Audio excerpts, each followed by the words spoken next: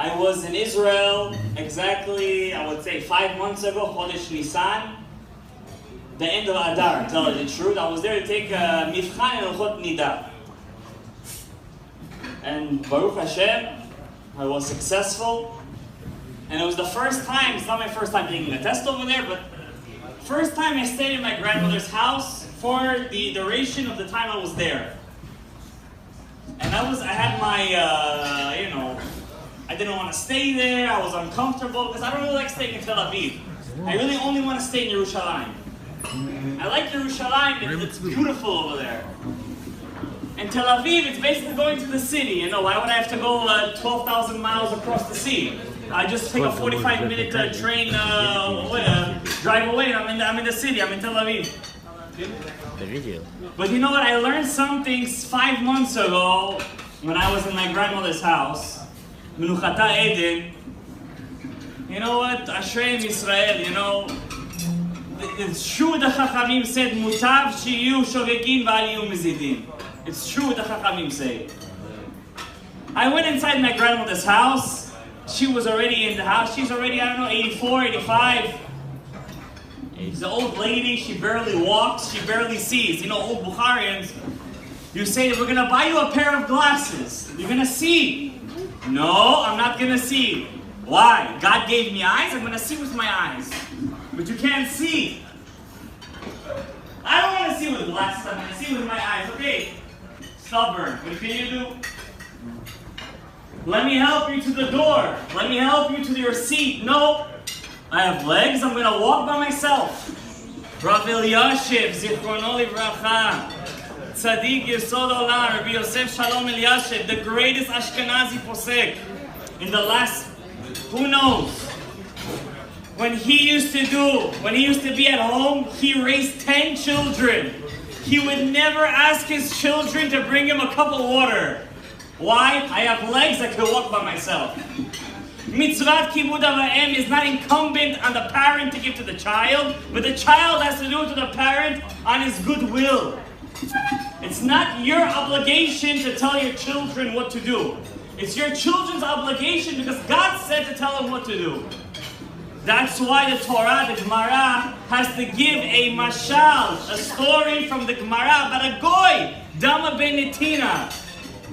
For the love of God, they're giving you a mashal from a goy. It says, the Gemara says, Rabbi Tarfon used to go on his knees. You know what Rabbi Tarfon was? First of all, he was a multi-millionaire. He was a Kohen. He was the Rebbe, one of the Rebbeim of Rabbi Akiva. Rabbi Tarfon, he used to go on his hands and knees so his mom wouldn't have to step on the floor. She would step on his hands. How come you have to give a mashal from a goy? Because if a goy could do it, you can do it. Rabbi Tarfon is a big rabbi. Rabbi Tarfon, okay, am I going to compare to Rabbi Tarfon? That's why the Gemara didn't bring him as an example. They bring a goy from Ashkelon. No, Ashkelon is, some say it's not even Eretz Israel. I went inside my grandmother's house and we sat down. She sat by herself. Right away I saw, you know, when a person gets old, nobody wants to spend time with them. Why not? They barely remember this, that, but right away she saw me. It was like she had a gust of life inside of her. And she started to sing Shalom Ben Dodi. Usually when people do this, I get a little annoyed. Because everyone does it and it gets me a bit annoyed. Like, how many times could you do? You do it one time, okay, I'll sing with you. Second time, I'll dance with you. Third time, you're getting on my nerves. She started to sing Shalom Ben Dodi with me. And you know, she's an old lady. I was singing with her. Shalom Ben Dodi. My name is Shalom. And she tells me, and I ask her, the Gemara says, God gave Chokhmah to people who are, and to kids. That's why the Gemara, sometimes you see, the rabbi tells a child, give me your pasuk. Tell me a pasuk you learned in the Torah. And the kid would say a pasuk, and the rabbi would get a siman. There's many stories in the Talmud like that. So I'm a bit of a Mashiach fanatic. So I asked her, Grandma, I said, Savta, when is Mashiach coming? It's a true story. I'm not making any of this up. You can ask my father, he was there.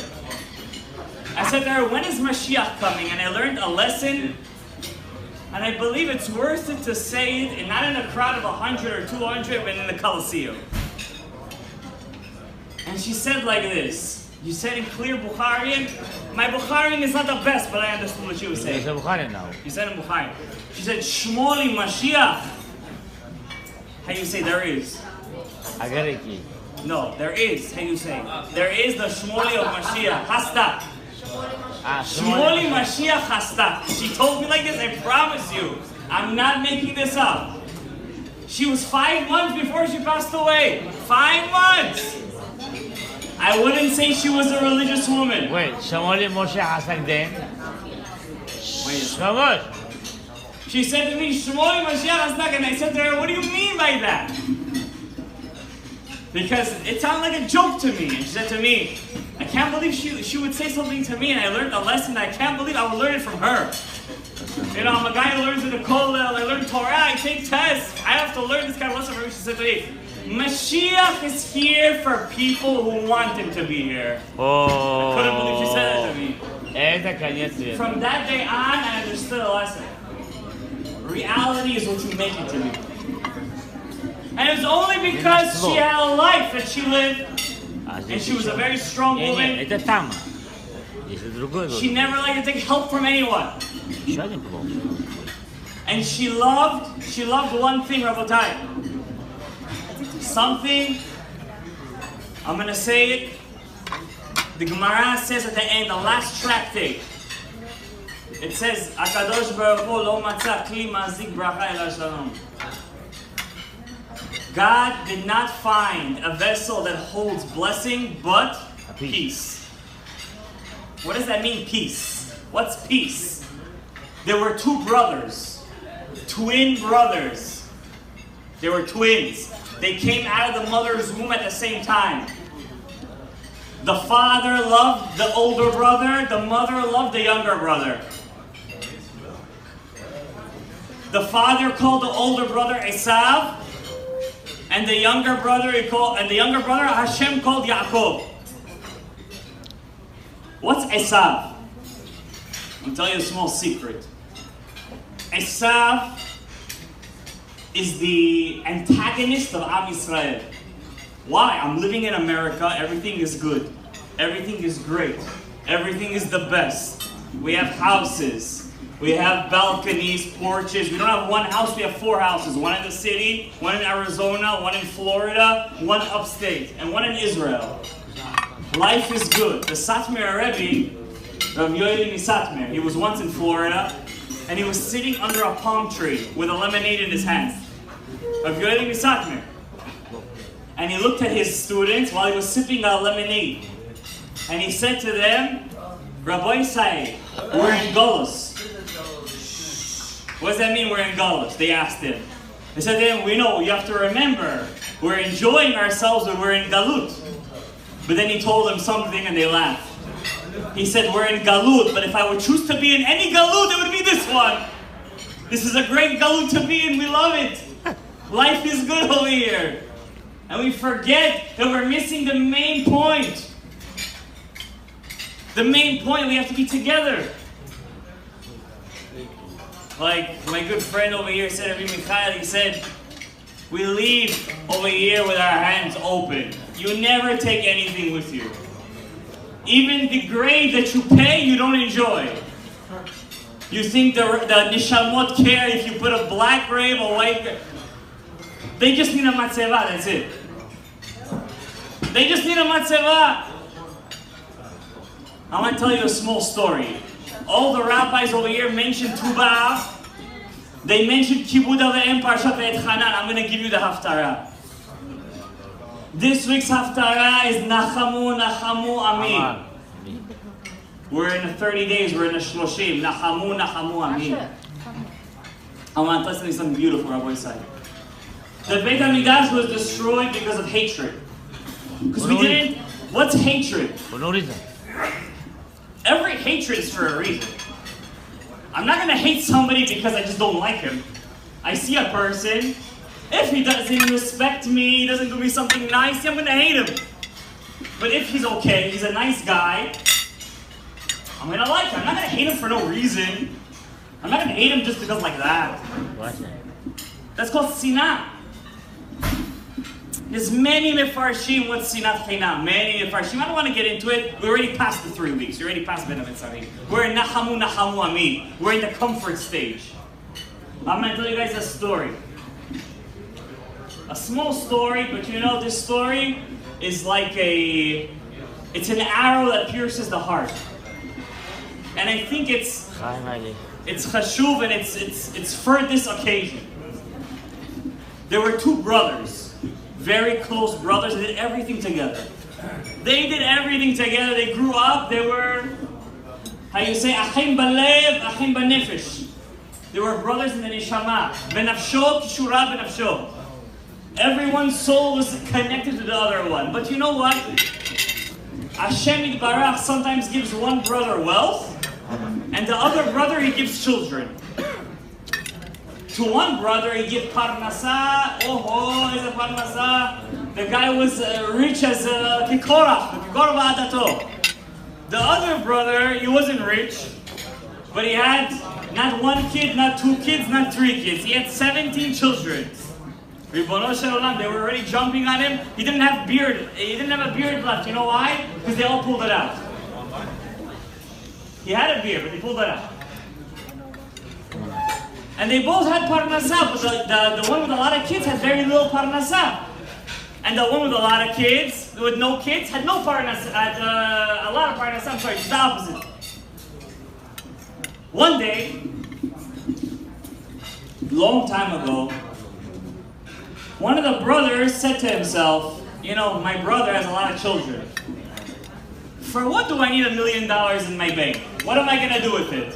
I'm going to use it as toilet paper? How many times a day can I look at Benjamin Franklin? It's not going to do me any good. I'm going to take a sack of money, not regular money, new crisp $100 bills. And I'm going to, in the night, very, very quietly tiptoe into my brother's machzan, into his storage house, and drop in his house a bag filled with $100 bills. Oh, is it tzedakah? Is it maser tovim? He didn't know that at the same time, his twin brother was thinking the same exact thing. He said, what do I need so much money for? My brother has no kids. My kids is my life.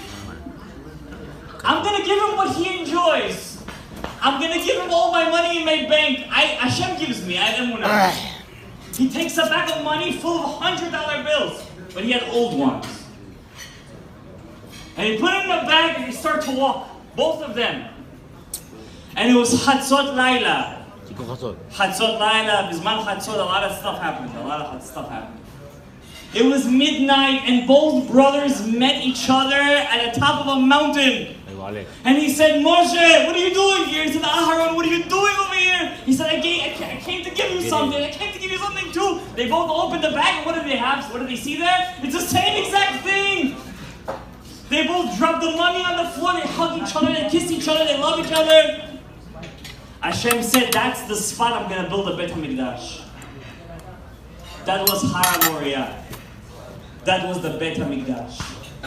Hashem said the spot that 2 brothers, 2 siblings could love each other, that's where I'm going to build a Beit HaMikdash. The love that 2 siblings can have for each other is unbelievable.